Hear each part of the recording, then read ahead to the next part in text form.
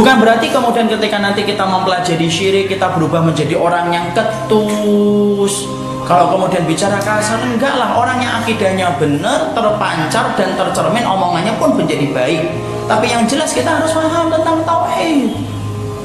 Dan inilah pelajaran yang tidak pernah tuntas untuk dibahas. Coba antum lihat, coba saya tanya ya, antum tidak usah jawab langsung, antum renungkan sendiri. Di tempat mana, di masjid mana yang kemudian dibahas tentang tauhid dari halaman pertama sampai halaman terakhir dan orang setia mengikuti itu? Susah kita dapetin. Biasanya yang paling laris itu apa? Tematik. Kajian yang sifatnya fikih. Bukan fikih itu tidak penting, tematik itu tidak penting. Penting ikhwan untuk menarik hati kita supaya cinta kepada sunnah. Penting. Tapi setelah kita paham itu tidak ada pelajaran yang paling penting kecuali tauhid dan akidah kita. Kenapa? Kalau sampai berantakan akidah kita, berantakan pula ibadah yang kita lakukan. Ya? Makanya Masya Allah inilah yang menjadikan kita memahami proses kita untuk menghindari penyesalan dalam kehidupan kelak di akhirat itu. Yang pertama adalah bagaimana menghindari kesyirikan itu. Dan kita tidak mungkin menghindari kesyirikan kemudian sampai kita paham, ngerti.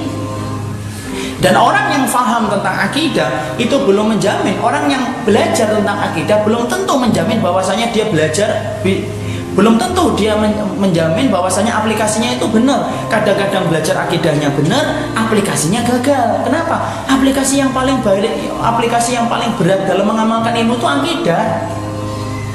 Makanya ada sebuah kisah nyata ini terjadi. Ada seorang syekh mengajarkan akidah tauhid kepada murid-muridnya.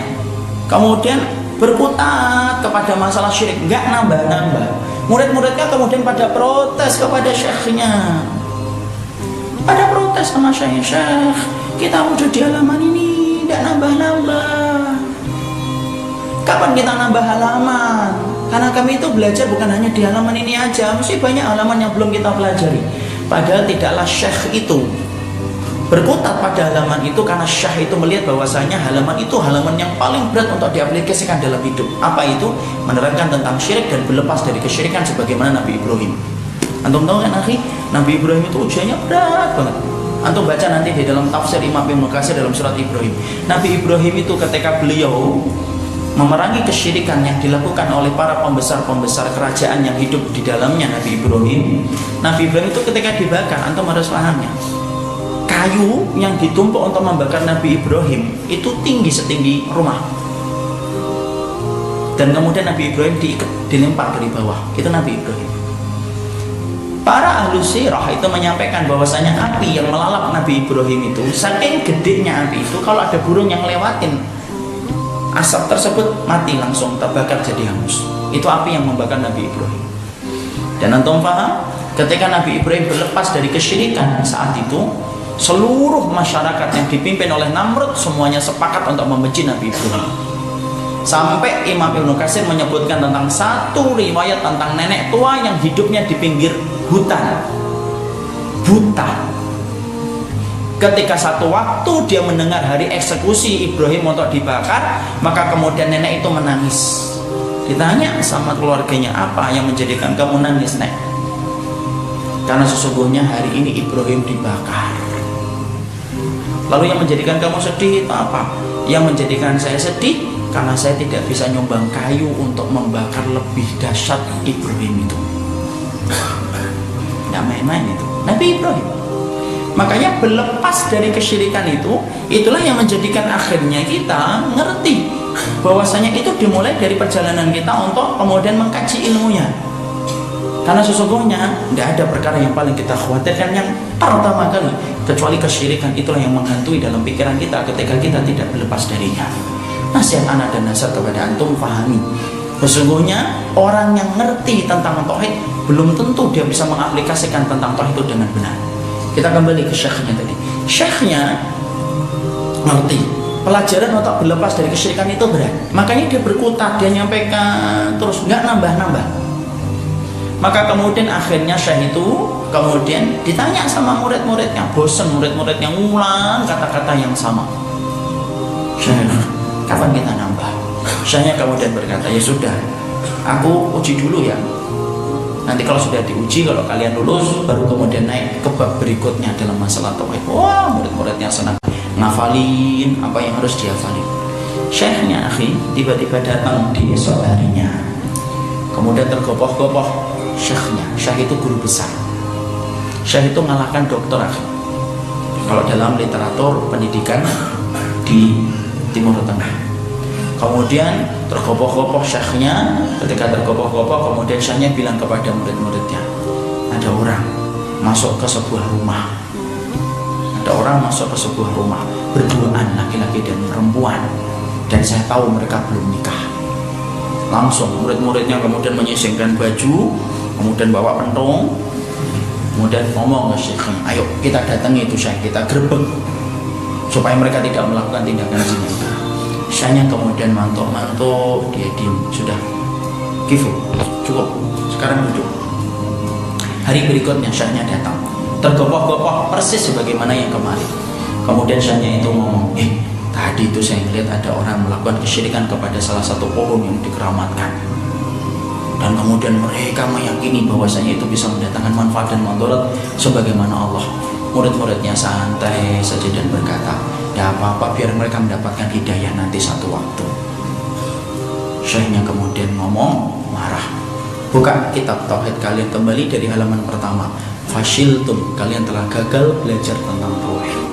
Antum tahu kenapa syekhnya itu kemudian menganggap murid-muridnya gagal? Ada yang tahu? Kalau ada yang tahu angkat tangan. Ini kalau gitu, jangan pura-pura nunduk, jangan buka Google, tidak ada itu. Kenapa syekhnya menganggap muridnya gagal? Kenapa? Dia syekhnya itu menganggap bahwasanya murid-muridnya gagal karena sesungguhnya muridnya menganggap kecil masalah kesyirikan, kemudian membesarkan masalah zina. Walaupun zina pun dosa besar akhir. Zina itu dosa besar, dosa besar, tapi sebesar-besarnya zina tidak akan mampu mengalahkan syirik. Jadi kalau ada orang yang kemudian sampai dia menganggap benda mempunyai kekuatan sebagaimana Allah memiliki kekuatan, itu jatuh dalam syirik apabila telah sampai kepadanya ilmu, ya. Dan itu jauh lebih berat di sisi Allah daripada orang yang berbuat zina. Bukan berarti zina lebih ringan kemudian kita lakukan, enggak, zina tetap berat. Tapi di situ kemudian syekhnya menganggap apa? Syekhnya menganggap fashiltum, kalian gagal karena kalian tidak ngerti bagaimana syirik yang dilakukan kasus yang kedua lebih berat daripada kasus yang pertama. Disitulah kita paham, itulah beratnya akidah, ikhwan. Itulah beratnya kemudian tentang tauhid. Tapi kalau kita paham, masya Allah, itulah yang akan menjamin kebahagiaan kita dalam kehidupan di kampung akhirat ketika kita beriman tanpa mencampurkan iman kita dengan syirik. Dan tidak ada orang yang paling menyesal dalam kehidupan di akhirat kecuali penyesalan itu ketika mereka baru sadar, loh, amalnya itu banyak terselipih dengan kesyirikan, dan akhirnya Allah menolak, dan Allah tidak butuh dan tidak memiliki hajat untuk menerima setiap amal yang tercampur dengan syirik. Makanya pesan anak dari poin yang pertama ini, supaya antum lekas habis dari sini, beli kitab tauhid, beli kitab tauhid, pelajari.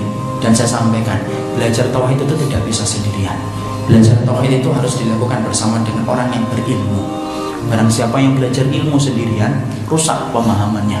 Karena kemudian kalau akidah dan tauhid sampai antum tidak belajar batasan-batasannya, jatuhnya dalam tindakan penyelewengan pun karena memahami konteks tauhid yang tidak sesuai dengan porsinya.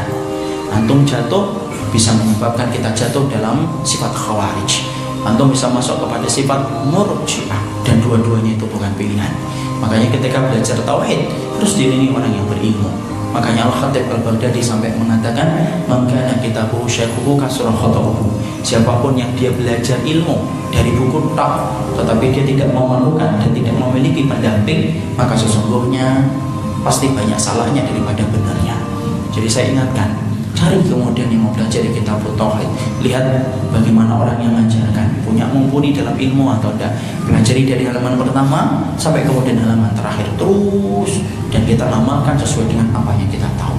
Karena tidak ada ilmu yang paling detail ngurus kehidupan kita kecuali adalah masalah tauhid, dan tidak ada penyesalan yang paling gede kelak di akhirat kecuali penyesalan itu datang dari orang yang pernah berbuat syirik.